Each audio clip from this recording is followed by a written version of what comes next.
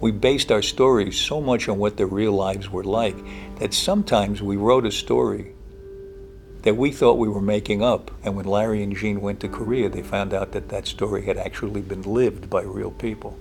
And early on in that tour of Korea, somebody had told me about an incident whereby a group of South Koreans were trying to hide at night under a bridge because walking over them was a North Korean patrol.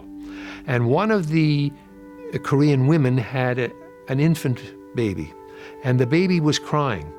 And in order to save maybe 50 people, the mother smothered the baby. And it's not so much just that story, which is terrible enough, and which of course we used in the last episode.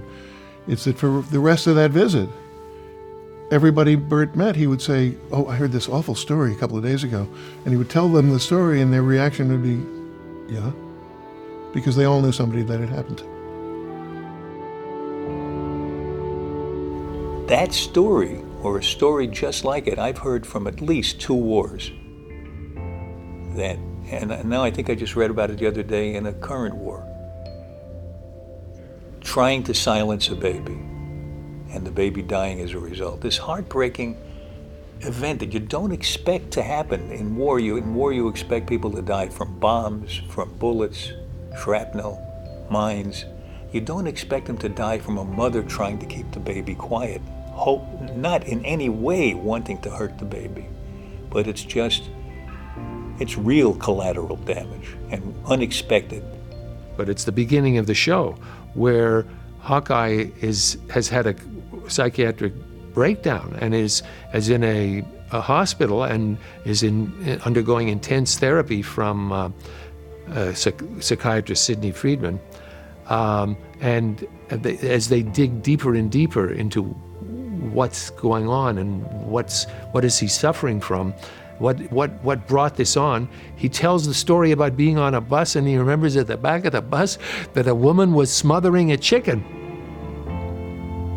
He was choking a chicken. She was choking a chicken because it was making. And finally it comes out, of course, that it wasn't a chicken at all, it was a baby. So we took seriously the lives of these people. We didn't just use them for comic effect or for dramatic effect.